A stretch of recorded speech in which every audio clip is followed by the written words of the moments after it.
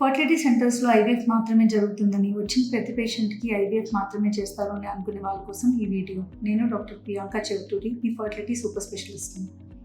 కరెక్ట్‌గా నెల రోజుల క్రితం నా దగ్గరికి ఒక పేషెంట్ వచ్చి, మేడం ఇవాళ నా నెలసరి వచ్చి రెండో రోజు, నేను ఐవీఎఫ్ చేయించుకుందామని వచ్చాను. నాకు ఇంతకు ముందే ఐవీఎఫ్ చెప్పారు. నేను ఐవీఎఫ్ కోసం రెడీ అయిపోయాను. కాకపోతే ఇంతకుముందు మీరు ఐవీఎఫ్ చేసిన ఒక పేషెంట్ ప్రెగ్నెంట్ అయ్యింది అని తెలిసి, తను నా ఫ్రెండ్ కాబట్టి మీరు బాగా చేస్తారంటే మీ దగ్గరికి వచ్చాను. కాకపోతే ఐవీఎఫ్ అనేది ఆల్మోస్ట్ చాలా 2-2.5 లక్షలు అయిపోతుంది కదా, నా దగ్గర అంత డబ్బులు లేదు, కొంచెం తగ్గిస్తారా అంటూ అడిగారు.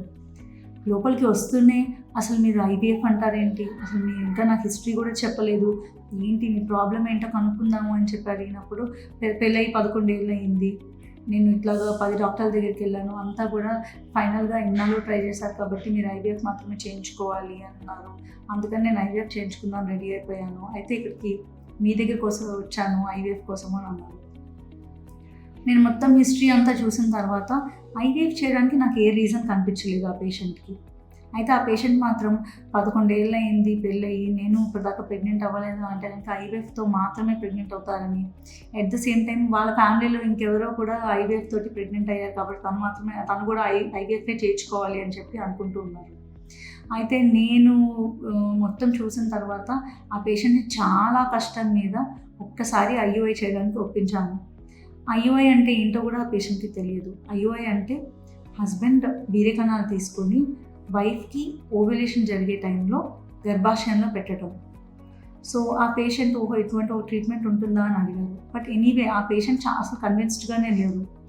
ఐవీఎఫ్ఏ చేయించుకోవాలి, ఐవీఎఫ్తోనే సక్సెస్ ఎక్కువ ఉంటుంది అని అన్నారు. సరే, సక్సెస్ తక్కువ ఉన్నా కూడా ఐయుఐ ట్రై చేయకూడదు మీ కేసులో అనేమీ లేదు అని చెప్పి అతి కష్టం మీద ఒప్పించి ఆ పేషెంట్కి ఐయుఐ చేశాను. ఈరోజు ఆ పేషెంట్ నాకు రిపోర్ట్ పంపించింది, బీటా హెచ్సిజీ 326 అని, అంటే ఆ పేషెంట్ ప్రెగ్నెంట్ అని.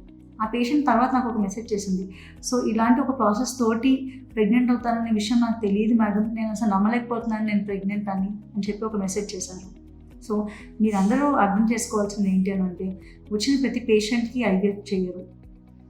ఐవీఎఫ్ అనేది డెఫినెట్గా ఇండికేషన్ చూసి ఎవరికి అవసరమైతే వాళ్ళకి మాత్రమే చేయాలి.